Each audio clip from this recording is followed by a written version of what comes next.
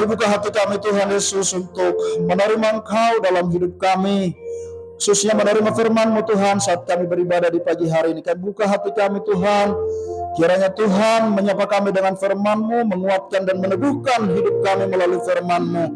Berkati firman-Mu yang sebentar kami akan terima melalui hamba-Mu Tuhan, biarlah firman-Mu Tuhan Yesus menjadi pelita dan terang dalam perjalanan kehidupan kami. Urapi hamba-Mu Tuhan yang karena kasih karunia dan kemurahan Tuhan dilayakkan untuk boleh sharing, membagikan kebenaran firman-Mu. Engkau sendiri yang menyapa umat-umat-Mu. Engkau sendiri Tuhan Yesus yang senantiasa berkata-kata kepada umat-Mu. Roh Kudus tolong hamba-Mu dan sembunyikan di balik salib Kristus. Terpujilah Engkau, kami sambut firman-Mu dengan mengucap syukur dalam nama Tuhan Yesus. Amin. Silakan duduk, saudara.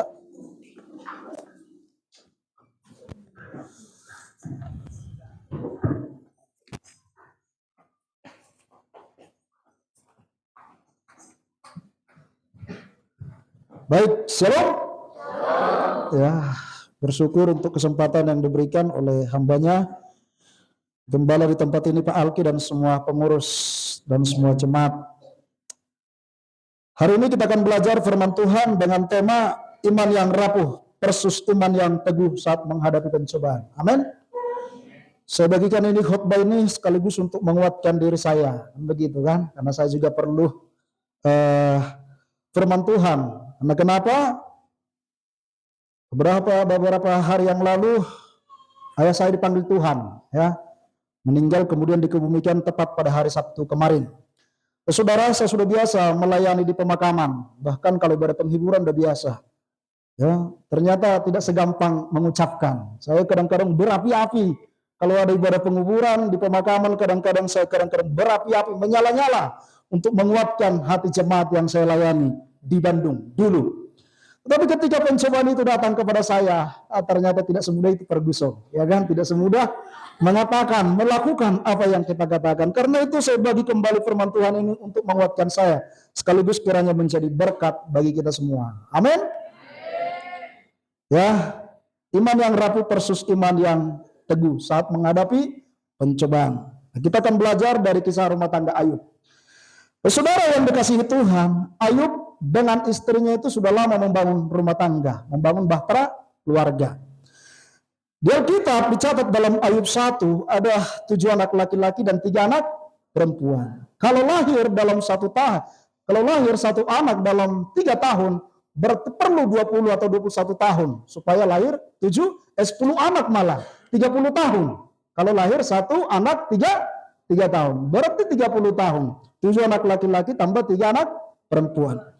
Berarti secara matematika dan logikanya kurang lebih sudah 30 tahun Ayub bersama istrinya hidup dalam satu keluarga, membina anak dan sama-sama bekerja keras.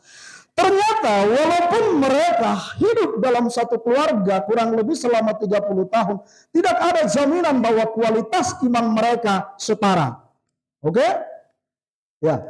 Walaupun mereka sudah membangun rumah tangga kurang lebih selama 30 tahun, ternyata kualitas iman mereka, kualitas kerohanian mereka tidak menjadi jaminan, menjadi sama atau menjadi setara. Nanti kita lihat di mana perbedaannya. Nah, Bapak Saudara dan mahasiswa sekalian yang dikasihi Tuhan, kadang-kadang kita bersama dengan teman kita sama-sama satu gereja, sama-sama satu pelayanan, bahkan yang sudah berumah tangga sama-sama satu keluarga. Ternyata itu tidak menjaminan bahwa kadar dan kualitas kerohanian kita sama. Setuju? Sama-sama bergereja, ditabur firman Tuhan yang sama, sama-sama ikut komsel dan lain sebagainya. Ternyata itu tidak menjadi jaminan bahwa kualitas sikap dan kerohanian dan iman kita sama. Ya, bisa saja satu orang ketika menghadapi pergumulan beda cara menghadapi, beda imannya, padahal sama-sama bergereja di GSJA. Sama-sama pelayanan, ketika satu ditegur mudah tersinggung, yang lain ketika ditegur tidak langsung tersinggung. Ternyata walaupun kita sama-sama satu pelayanan, kadang-kadang sama-sama satu gereja, bahkan selalu bersama-sama dimuridkan, tidak menjadi jaminan bahwa kualitas kerohanian kita, kualitas iman kita sama-sama bertumbuh. Ada selalu perbedaannya. Nah, itulah yang dialami oleh Ayub dan istrinya. Sama-sama berumah tangga, mengasuh anak, sama-sama bekerja keras. Ternyata kualitas dan kerohanian mereka sangat jauh berbeda, bagaikan langit dan bumi. Dari mana kita tahu bahwa kualitas kerohanian mereka, kualitas iman mereka sangat jauh berbeda? Mari kita lihat setiap ujian dan pencobaan yang Tuhan izinkan terjadi dalam rumah tangganya. Pertama-tama dikatakan dalam Ayub 1, ya, dikatakan di sini semua ternaknya, yakni lembu, sapi, semua dirampas oleh bangsa Sheba katanya. Karena nanti kalau kita lihat di Ayub 1, lembu ternaknya yang sudah mereka usahakan kerja keras selama puluhan tahun, ternyata dirampas, hilang dalam sekejap mata. Bukan hanya ratusan, bahkan ribuan saudara yang dikasihi Tuhan. Kita kehilangan uang 10.000 di kamar, kita cari kemana-mana, ya kan? Ini bayangkan kehilangan ribuan lembu ternak katanya. Bahkan bukan hanya itu. Apa dikatakan? Kambing gembala pun disambar api atau petir dari langit. Bayangkan, dalam jumlah ribuan hilang dalam sekejap mata. Bukan hanya itu katanya, unta-unta yang sedemikian mahal harganya hilang dalam sekejap mata. Ya kan? Di sini dikatakan terakhir yang 10 anaknya, 7 anak laki-laki dan 3 anak perempuan meninggal dalam waktu bersamaan. Bayangkan Bapak saudara, anak-anak muda yang dikasihi Tuhan, kita ada di dalam posisi Ayub. Kuduga kita nggak sanggup. Saya aja baru kehilangan seorang ayah yang adalah pahlawan dalam rumah tangga, teladan dalam keluarga kami. Rasanya itu gimana coba? Kemarin saya coba pulang lagi ke sini naik sepeda motor dari Siantar. Di jalan padahal udah kuat. Di jalan tetap aja meneteskan air mata saudara yang dikasihi. Tidak bisa kita bohongi. Bayangkan Ayub ini saudara yang dikasihi Tuhan, semua apa yang diperjuangkan dalam rumah tangga selama puluhan tahun, ya ternak dan lain sebagainya, hilang dalam sekejap mata. Yang tadinya kaya raya, yang tadinya paling kaya di daerah itu, sekarang tiba-tiba menjadi paling miskin di daerah itu. Kalau kehilangan harta mungkin bisa kita berkata, bagi saudara, kalau harta ya tinggal kerja keras lagi. Siapa tahu tahun depan balik. Kalau harta yang hilang. Ini bukan hanya harta, seluruh anaknya yang diperoleh kurang lebih selama 30 tahun. Bayangkan yang selalu bersama-sama dengan mereka, ketawa bersama-sama dengan mereka, hilang dalam sekejap mata dengan cara yang tragis ditimpa atap rumah mereka. Bayangkan betapa hancurnya, betapa pedihnya perasaan mereka. Sanggup saudara di posisi ini? Hilang uang 10.000 sekali lagi kita cari di mana-mana, ya kan? Siapa yang ngambil? Hilang di mana? Bongkar semuanya. Karena begitu berharganya apa yang kita miliki. Jadi kalau saudara yang dikasihi Tuhan, ternyata walaupun mereka ya sama-sama tinggal satu atap, sama-sama berjuang, ternyata kualitas dan kadar iman kepercayaan Ayub dan istrinya sangat jauh berbeda. Setelah apa? Setelah semua peristiwa pencobaan Tuhan izinkan terjadi dalam rumah tangga mereka. Iman yang diperlihatkan oleh istri Ayub adalah iman yang rapuh. Tahu dari mana kita? Mari kita lihat Ayub 2 ayat 9. Coba satu orang baca. Maka berkatalah istrinya kepadanya, masih bertekunkah engkau dalam kesalehanmu? Kutukilah Allahmu dan matilah. Ya, Alkitab tidak banyak mencatat perkataan istri daripada Ayub. Dari pasal 1 sampai pasal terakhir, tidak banyak. Hanya di sini. Tetapi perkataan yang sedikit ini menunjukkan kualitas iman daripada seorang istri Ayub. Ketika mereka sama-sama dicobai sebagai sepasang suami istri, sama-sama mengalami penderitaan dan pencobaan yang berat, ternyata iman yang ditunjukkan oleh istri Ayub adalah iman yang rapuh, iman yang dangkal. Kenapa saya katakan demikian? Di sini dikatakan, masih bertekunkah engkau dalam kesalehanmu? Mulai disalahkan. Udahlah, nggak usah baik lagi. Ngapain selama ini sok-sok baik? Udah tinggalkanlah perilaku demikian. Kutukilah Allahmu dan matilah. Bayangkan dia Ayub disuruh untuk meninggalkan Tuhan. Ayub disuruh untuk melupakan Tuhan. Bahkan bukan hanya melupakan, bahkan mensumpah serapah. Bahkan mengutuk Tuhan. Menuduh Tuhan yang tidak baik-baik dalam kehidupan mereka. Baru kemudian disuruh matilah. Bayangkan saudara yang dikasihi Tuhan, harusnya sebagai istri yang sama-sama mengalami pergumulan dan penderitaan, harusnya saling mendukung. Setuju? Harusnya saling menguatkan ketika datang pergumulan, tetapi ini justru sebaliknya. Matilah. Ini menyuruh Ayub kemudian untuk bunuh diri. Padahal sudah berat pergumulan. Udah matilah, bunuh dirilah. Itu maksudnya.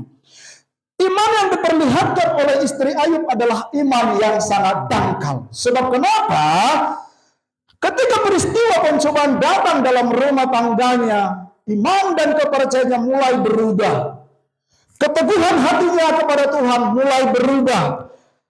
Jadi iman yang dimiliki oleh istri Ayub adalah bukan iman yang tertuju kepada pribadi Tuhan, tetapi iman yang tertuju sejauh mana berkat Tuhan masih ada dalam dirinya, masih ada dalam keluarganya. Haleluya.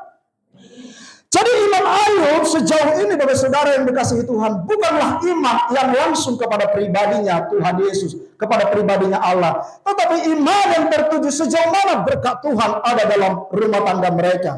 Kalau berkat Tuhan masih ada dalam rumah tangganya, berarti kuduga selama itu iman istri Ayub adalah iman yang kuat dan kokoh selama berkat masih ada dalam keluarganya. Tetapi manakala berkat itu sudah diambil dalam rumah tangganya, itu membuat iman dan kepercayaannya kepada Tuhan, bahkan kasihnya kepada suaminya menjadi hancur, menjadi merosot. Ini adalah percis seperti yang dibilang dalam istilah pepatah orang Batak apa? Ada uang, awang disayang. Tidak ada uang, awang ditendang katanya. Bayangkan suami sendiri disuruh mati. Harusnya dia menguatkan, harusnya dia menghibur, harusnya dia mendukung. Ayo papi kita sama-sama hadapi. Harusnya seperti itu. Tetapi ini justru sebaliknya. Malah mengutuki Tuhan, menyalahkan Tuhan, menuduh Tuhan, yang tidak-tidak bahkan menghina suaminya, menyuruh suaminya mati alias bunuh diri. Jadi iman yang diperlihatkan oleh istri Ayub adalah iman yang dangkal.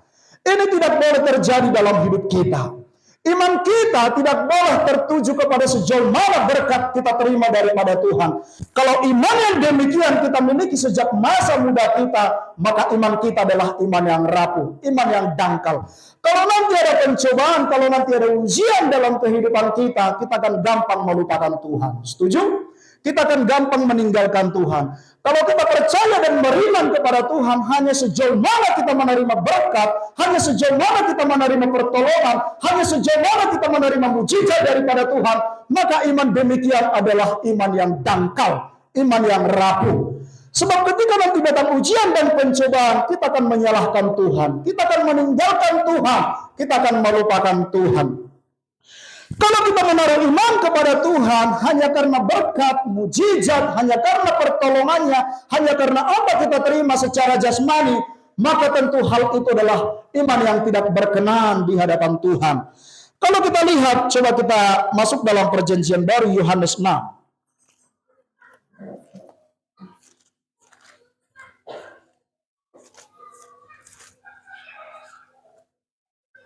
Mari kita lihat.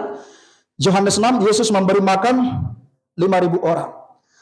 Terus saudara yang dikasihi Tuhan, setelah Yesus, nanti kalau kita baca mulai dari ayat 1, setelah Yesus membuat roti, membuat mujizat 5 roti tambah 2 ikan, dilipat gandakan sedemikian rupa, ternyata orang yang mengikuti Yesus, mulai dari Galilea sampai Danau Tiberias katanya, mereka terus mengejar Yesus, karena Yesus sudah berangkat ke Kapernaum. Mereka terus mencari Tuhan Yesus, mengikuti Tuhan Yesus. Tetapi apa yang terjadi? Setelah mereka berupaya mengikuti Tuhan Yesus menolak mereka. Bayangkan, mereka mencari Tuhan, mengikut Tuhan, mengejar-ejar Tuhan, tetapi Tuhan tidak menerima mereka. Tuhan menolak mereka. Kita lihat di ayat 15, Yohanes 6, ayat 15. Satu orang baca. Yesus tahu bahwa mereka hendak datang dan hendak membawa dia dengan paksa untuk menjadikan dia raja, yang menyingkir pula ke gunung seorang itu. Terus lanjut ayat 25-26. Ketika orang banyak menemukan Yesus di seberang laut itu, mereka berkata kepadanya, Rabi, bila mana engkau tiba di sini? Yesus menjawab mereka, Aku berkata kepadamu, sesungguhnya kamu mencari aku bukan karena kamu telah melihat tanda-tanda, melainkan karena kamu telah memakan roti itu dan kamu kenyang. Bekerjalah di bagian berikutnya. Bekerjalah bukan untuk makanan yang akan dapat binasa, melainkan untuk makanan yang bertahan sampai pada hidup yang kekal yang akan diberikan anak manusia kepadamu. Sebab dialah yang disahkan oleh Bapa Allah dengan materainya. Ayat 28-29 saya baca. Lalu kata mereka kepadanya, apa yang harus kami perbuat supaya kami mengerjakan pekerjaan yang dikehendaki Allah? Ayat 29, jawab Yesus kepada mereka, inilah pekerjaan yang dikehendaki Allah, yaitu hendaklah kamu percaya kepada Dia yang diutus Allah. Kalau kita lihat, para saudara dan anak-anak muda yang dikasihi Tuhan, sebenarnya ada hal yang semacam positif tetapi negatif. Apa itu? Mereka mencoba mengejar Yesus. Mereka mencoba mencari Yesus dari Galilea, Danau Tiberias sampai ke Kapernaum. Mereka terus mengejar Tuhan Yesus. Tetapi Yesus menolak mereka.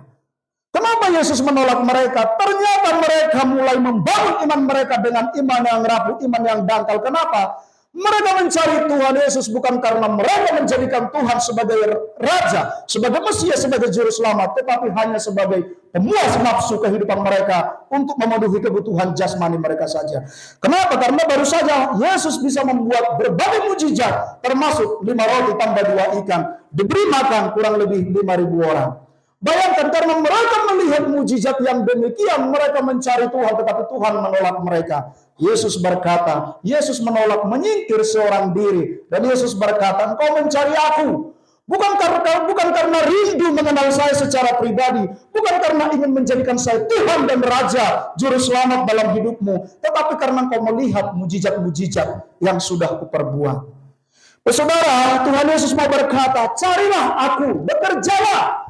Bukan hanya untuk makanan yang dapat binasa, tetapi untuk makanan yang bertahan sampai hidup kekal, yaitu mencari aku, mempercayai aku sebagai Allah, sebagai Tuhan yang diutus oleh Bapa di sorga. Nah, bagi saudara yang dikasihi Tuhan, dari istri Ayub kita bisa belajar, jangan pernah membangun iman yang rapuh. Iman yang rapuh seperti apa? Membangun kepercayaan, membangun iman kita kepada Tuhan, hanya menilai sejauh mana berkat dan mujizat Tuhan kita terima dalam hidup kita. Kalau kita lagi diberkati, iman seolah-olah bertumbuh. Kalau kita lagi dalam kehidupan baik, usaha dan pekerjaan dan studi kita lagi lancar, iman kita seolah-olah bertumbuh. Tetapi sebaliknya, hati-hati. Jangan ketika pencobaan datang, ujian datang, baru kita bilang, tinggalkanlah Tuhan. Gak ada gunanya Tuhan-Tuhanan. Mulai salahkan kiri kanan, mulai salahkan siapa yang bisa disalahkan, mencari kambing hitam. Jangan seperti itu. Amin, bersaudara yang dikasihi Tuhan. Jangan membangun iman yang rapuh. Ya, percaya Tuhan hanya karena sekedar berkat dan mujizatnya. Itu adalah iman yang dangkal.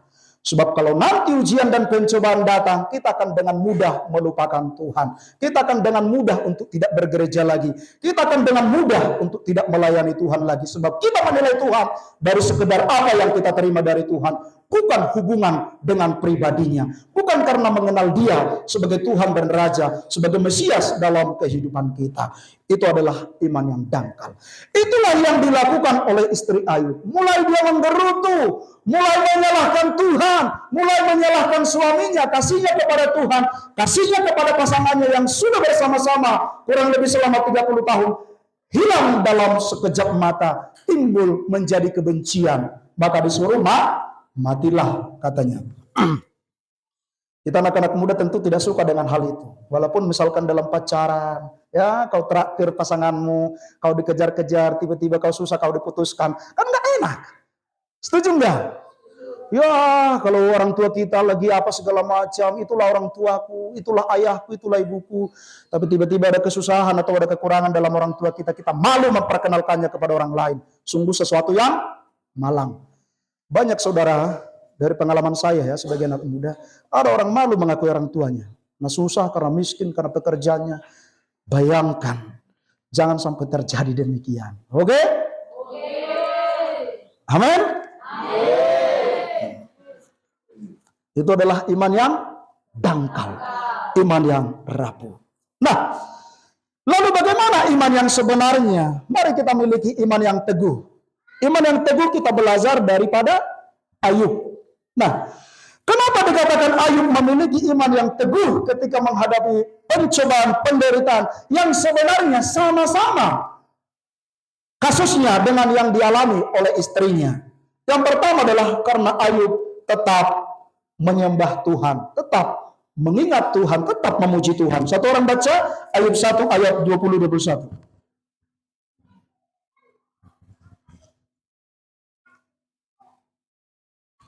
Coba satu orang dengan keras. Tapi dia berkata kepada mereka, Ayub 1 ayat 20-21. Maka berdirilah Ayub lalu mengoyak jubahnya dan mencukur kepalanya, kemudian sujudlah dia dan menyembah. Katanya, dengan telanjang aku keluar dari kandungan ibuku, dengan telanjang juga aku akan kembali ke dalamnya. Tuhan yang memberi, Tuhan yang mengambil, terpujilah nama Tuhan. Ya, inilah makanya saya tulis status saya di Facebook. Atau ayah saya lagi mau dimakamkan, saya tulis Tuhan yang memberi, Tuhan yang mengambil, terpujilah nama Tuhan. Dengan penuh keyakinan saya tulis, terpujilah nama Tuhan. Walaupun 2 hari lagi menangis lagi. Ternyata tak segampang itu. Ayo, nah, mari kita lihat. Maka berdirilah Ayub lalu mengoyakkan jubahnya dan mencukur kepalanya. Ini kenapa dia cukur kepalanya? Saking berat penderitaan itu, dia meratap di hadapan Tuhan. Jadi dia cukur. Dia meratap di hadapan Tuhan. Tetapi dalam ratapannya dia tidak mempersalahkan Tuhan. Dalam ratapannya dia tidak menuduh Tuhan tidak baik-baik dalam kehidupannya. Dalam ratap dan tangisannya dia tidak membawa keluhan. Apa yang dibawa dalam ratap dan tangisannya? Yaitu adalah penyembahan kepada Tuhan. Dengan telanjang aku keluar dari kandungan ibuku, dengan telanjang juga aku kembali ke dalamnya. Tuhan yang mengambil, Tuhan yang memberi, Tuhan yang mengambil, terpujilah nama Tuhan. Apa yang mau dikatakan Ayub? Kenapa dia sanggup menyembah Tuhan? Karena dia menyadari bahwa apa yang dimilikinya bukan karena kekuatan, bukan karena kerja kerasnya. Walaupun dia sedang bekerja, tetapi semata-mata karena kebaikan dan kemurahan Tuhan. Harta yang diperoleh selama puluhan tahun, Ayub menyadari itu bukan karena kekuatan saya, itu bukan karena kerja keras saya. Semua itu Tuhan berikan kepada saya, termasuk 10 anak saya, adalah semata-mata berkat kebaikan Tuhan. Hal itulah yang membuat Ayub tetap bisa menyembah, tetap bisa memuji Tuhan, tetap mengingat kebaikan Tuhan dalam kehidupannya. Sebab Ayub menyadari dia datang ke dalam dunia tidak membawa apa-apa, dan kalaupun Tuhan ambil, semua ada dalam kedaulatan, semua ada dalam otoritas Tuhan. Jadi Ayub tetap bisa memuji Tuhan, tetap bisa menyembah Tuhan, tetap bisa bersungkur meneteskan air mata. Tetapi yang keluar bukan keluhan, yang keluar bukan ratap yang menyalahkan Tuhan, yang keluar adalah penyembahan, yang keluar adalah puji-pujian kepada Tuhan. Jadi saudara yang dikasihi Tuhan, iman yang demikianlah yang harus kita miliki. Amin. Apapun yang terjadi dalam hidup kita kelak, ya, bagi yang sudah berkeluarga, bagi yang masa muda, ya kita masih banyak akan menjalani kehidupan silih berganti, kadang suka, kadang duka. Tetapi manakala Tuhan izinkan terjadi proses dan cobaan dalam kehidupan kita, maka marilah kita tetap menyembah Tuhan, tetap beribadah kepada Tuhan, tetap melayani Tuhan. Amin. Saya di situ ditugaskan Pak Alki, ya senang-senang saja ya saudara. Walaupun sebenarnya dalam kondisi berduka, tapi inilah yang bisa kuberikan kepada Tuhan sebagai penyembahan saya, yaitu pelayanan, walaupun sebenarnya masih dalam kondisi berduka. Saudara yang dikasihi Tuhan, ya, dari Ayub sekali lagi kita belajar bahwa apapun yang terjadi dalam hidup kita, marilah kita tetap menyembah Tuhan. Marilah kita tetap beribadah kepada Tuhan. Marilah kita tetap melayani kepada Tuhan. Ada atau tidak ada berkat yang kita terima pada masa sekarang ini tidak jadi soal. Amin. Ada atau tidak ada berkat, ada atau sedang mengalami penderitaan atau tidak menjadi soal. Yang pasti hidup saya harus saya persembahkan kepada Tuhan. Saya harus menyembah Tuhan. Inilah perbedaan antara iman Ayub dengan istrinya. Kalau istrinya langsung menyalahkan Tuhan, langsung menyalahkan istrinya, tetapi Ayub berbeda. Dia tidak menyalahkan siapapun. Dia tidak menuduh siapapun. Tetapi dia datang, aku menerimanya semuanya dari Tuhan. Kalaupun Tuhan ambil, gimana kehendak Tuhan? Dia tetap menyembah Tuhan. Itu adalah puncak iman tertinggi saudara yang dikasihi Tuhan. Kalau bisa kita menyembah dan beribadah kepada Tuhan bagaimanapun situasi kita, itu adalah iman yang tertinggi. Itulah iman yang berkenan di hadapan Tuhan, ya. Jadi iman Ayub adalah iman yang teguh. Kenapa iman yang teguh? Karena diperlihatkan dalam penderitaan, dalam kesesakan, dia tetap menyembah Tuhan. Dia tetap beribadah kepada Tuhan. Dia tetap melayani Tuhan. Dia menghampiri Tuhan dengan puji-pujian, dengan penyembahan yang diberikan kepada Tuhan. Makanya dikatakan dalam ayat 22, dalam kesemuanya itu Ayub tidak berbuat dosa dan tidak menuduh Allah berbuat yang kurang patut. Jadi Ayub tetap memiliki iman yang teguh kepada Tuhan. Iman Ayub bukan lagi bergantung kepada sejauh mana berkat yang diterima. Iman Ayub bukan lagi bergantung kepada apa yang sedang dia miliki. Iman Ayub walaupun semuanya sudah habis, bahkan anak-anaknya meninggal, iman Ayub tetap tertuju kepada Tuhan. Itulah iman yang teguh. Tidak gampang medele, tidak gampang stres, tidak gampang frustasi. Tetapi dia ingat, kalaupun Tuhan ambil, saya tidak bisa membayangkan bagaimana bahasa dia mengungkapkan hal tersebut.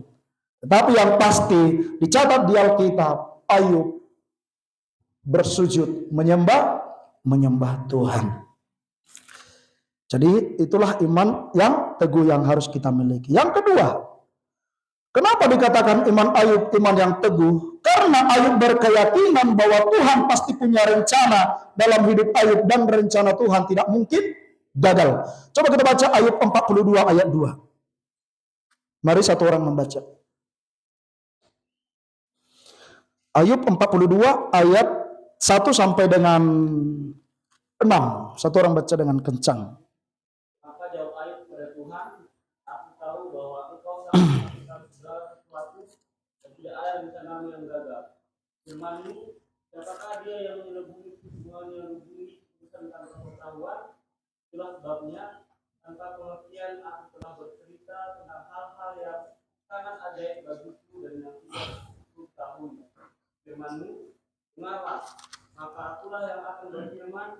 Aku akan menanyai engkau supaya engkau memberitahu aku. Hanya dari kata orang saja aku mendengar tentang engkau, tapi sekarang mataku sendiri memandang engkau. Oleh sebab itu aku mencabut perkataanku dan dengan menyesal aku duduk dalam gedung dan api. Oke. Coba baca di ayat 2 dan 5 sekali lagi. Aku tahu bahwa engkau sanggup melakukan segala sesuatu dan tidak ada rencanamu yang gagal. Ayat 5. Hanya dari kata orang saja aku mendengar tentang engkau, tetapi sekarang mataku sendiri memandang engkau. Coba saya tanya. Waktu Ayub berkata demikian, apakah penderitanya telah selesai? Tidak. Baru nanti mulai ayat 7 dikatakan pemulihan dalam rumah tangga, dalam keluarga Ayub. Nah, walaupun Ayub masih dalam beban penderitaan yang sangat berat, bahkan kalau kita baca nanti di pasal 2, saudara yang dikasihi Tuhan, Ayub bukan hanya kehilangan harta benda, bukan hanya kehilangan anak-anaknya, termasuk kepada dirinya sendiri pun Tuhan mengizinkan itulah terjadi. Yaitu apa? Terjadi barah katanya, mulai dari ujung kaki hingga ujung kepalanya katanya. Bayangkan saudara yang dikasihi Tuhan, kalau tadi hanya melihat peristiwa masalah yang ada di sekitarnya menyangkut kepada dirinya, ini langsung kepada dirinya sendiri. Bayangkan bagi saudara yang dikasihi Tuhan, ya, terjadi katanya bara, sehingga saking ada sedikit mohon maaf bau busuknya, teman-temannya ketika datang 3 orang mau menasehati tidak sanggup melihat, mereka harus menjaga jarak saking beratnya ya bara yang ada dalam tubuh Ayub. Tetapi walaupun demikian bagi saudara yang dikasihi Tuhan, sekalipun beban dan pergumulan dan penderitaannya belum selesai, ternyata Ayub memiliki sudut pandang yang lain di balik penderitaan yang dialami. Ayub mengatakan bahwa Tuhan punya rencana yang luar biasa dalam hidupnya dan rencana Tuhan tidak mungkin gagal dalam kehidupannya. Rencana Tuhan dalam kehidupan Ayub tidak bisa digagalkan oleh penderitaan yang Tuhan izinkan melalui iblis. Oleh karena itu bagi saudara yang dikasihi Tuhan, apa rencana Tuhan dalam kehidupan Ayub? Yang pertama saudara yang dikasihi Tuhan, melalui pergumulan dan penderitaan yang dialami oleh Ayub, Ayub bisa mengenal Tuhan secara pribadi dalam kehidupannya. Di sela-sela penderitaannya, mulai daripada pasal 38 sampai pasal 40, di sana dikisahkan Allah menceritakan kebesaran, keperkasaannya, kedahsyatannya dalam menciptakan langit dan bumi kepada Ayub, saudara yang dikasihi Tuhan. Melalui penderitaan dan pergumulan yang dialami oleh Ayub, ternyata ada satu hal yang istimewa yang terjadi dalam kehidupan Ayub. Apa itu? Dia bisa mendengar, dia bisa berjumpa langsung dengan Tuhan, dan Tuhan bersabda langsung kepada Ayub, menceritakan kebesaran dan keperkasaannya langsung kepada Ayub, sehingga Ayub yang tadinya seolah-olah membela diri bahwa dia menderita padahal tidak melakukan kesalahan, dia merasa paling benar, lalu Tuhan tentang. Ya, walaupun dia baik dalam mata Tuhan, tetapi manusia tidak boleh merasa paling benar, sebab hanya Tuhanlah yang benar. Kita manusia tetap ada kekurangan, tetap ada kelemahan kita, walaupun bukan karena itu Ayub menderita. Nah, yang kedua, oleh karena itu dikatakan dalam ayat 5, hanya dari kata orang saja aku mendengar tentang engkau, tetapi sekarang mataku sendiri memandang engkau. Melalui penderitaan yang begitu berat yang Tuhan izinkan terjadi dalam kehidupan Ayub, ternyata ada rencana, ada maksud Tuhan di balik semuanya, supaya Ayub bisa mengenal, bisa mengalami perjumpaan secara pribadi dengan Tuhan. Tuhan bersabda langsung kepada Ayub melalui awan, dan dari situ dia mengalami Tuhan secara pribadi dalam kehidupannya. Makanya di sini dikatakan, tetapi sekarang mataku sendiri memandang engkau. Pengenalan dan pemahaman Ayub akan Tuhan bukan lagi berdasarkan apa kata orang atau berita pada waktu itu, tetapi pengalaman dan iman yang langsung tertuju kepada Kristus, kepada Tuhan, karena dia langsung mengalami perjumpaan dengan Tuhan. Dan sekali lagi, saudara yang dikasihi Tuhan, di balik peristiwa yang dialami oleh Ayub ada rencana dan ada maksud Tuhan, yaitu untuk Tuhan menyatakan dirinya kepada Ayub. Nah, apa yang bisa kita pelajari? Kita pun manakala kita mengalami penderitaan, manakala kita mengalami kesulitan, kesusahan dalam hidup kita, pencobaan yang berat, ingatlah, pasti ada rencana Tuhan di balik apa yang Tuhan izinkan terjadi dalam hidup kita. Amin. Pasti ada maksud Tuhan, pasti ada tujuan Tuhan di balik apa yang Tuhan izinkan terjadi dalam hidup kita. Jika ayah kami sakit, kemudian mohon maaf, setelah mau meninggal, kamu udah berdoa, Tuhan terima dia di sisimu. Bukan lagi sekedar tentang kesembuhan. Kita sudah berdoa, kuatkan dan teguhkan hati kita, mari kita mendoakan supaya ayah kita segera diterima oleh Tuhan. Kita doakan kalau Tuhan memanggil, biarlah dipanggil dalam keadaan damai sejahtera. Kenapa? Supaya tidak lebih lama menahan rasa sakit. Ya kan? Bayangkan kita lihat menanggung sakit, tidak bisa makan. Bayangkan kita lihat dalam jangka waktu yang lama, siapa yang tahan? Maka kita berdoa, mungkin kita berdoa supaya rencana Tuhan, supaya terjadi kesembuhan selama-lamanya, sukacita selama-lamanya, disambut di dalam kerajaannya. Itu menjadi sebuah keyakinan kami. Maka saya berdoa, Tuhan jemputlah, jadi gitu doanya, ambillah sesuai dengan kehendak-Mu. Langsung beberapa menit kemudian selesai. Ya kan? Jadi pasti ada maksud dan rencana Tuhan, supaya penderitaan itu tidak kami lihat berlama-lama. Bayangkan kami lihat ayah kami sakit-sakitan, tidak bisa makan, tidak bisa minum, itu lebih sakit malah, lebih menderita daripada segera dipanggil Tuhan. Ya. Jadi kalau kita mengalami pergumulan, kita mengalami penderitaan, mengalami pencobaan, pasti ada maksud Tuhan di balik apa yang kita alami. Ya, makanya dikatakan, coba Yeremia 29 ayat 11. Satu orang membaca.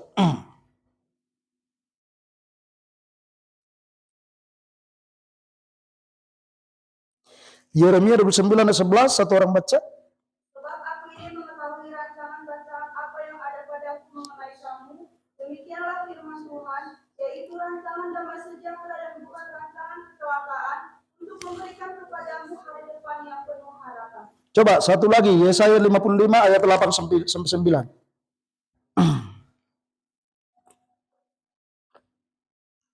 Yesaya 55 ayat 8 9. Firman Tuhan, sebab rancanganku bukanlah rancanganmu, dan jalanmu bukanlah jalanku, demikianlah firman Tuhan. Seperti tingginya langit dari bumi, demikianlah tingginya jalanku dari jalanmu, dan rancanganku dari rancanganmu. Coba terakhir. Roma 8 ayat 28.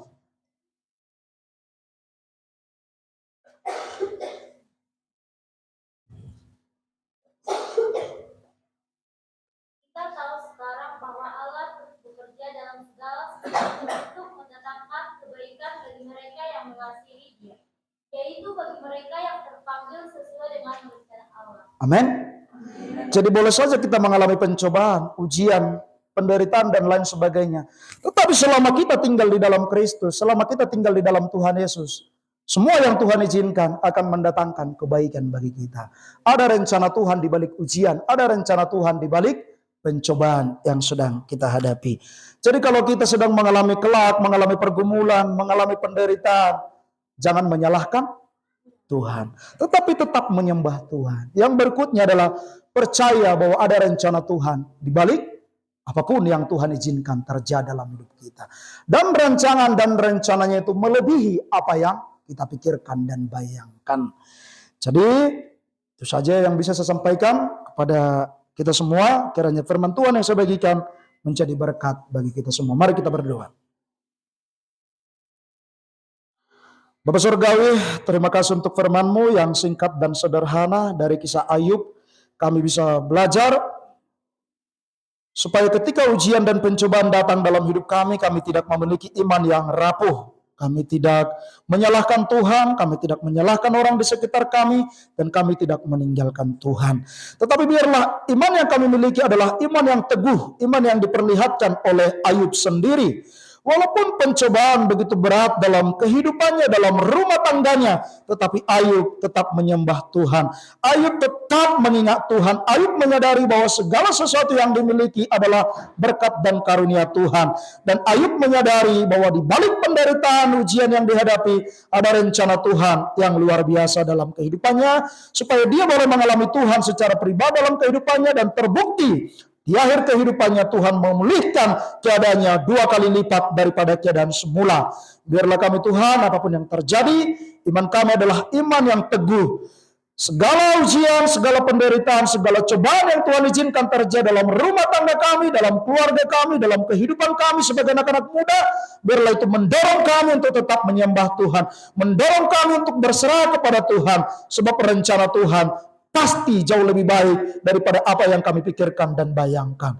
Terima kasih untuk firman-Mu, biarlah menjadi berkat, menjadi rema bagi kami semua umat-Mu. Terpujilah Engkau, dalam nama Tuhan Yesus kami berdoa. Amin.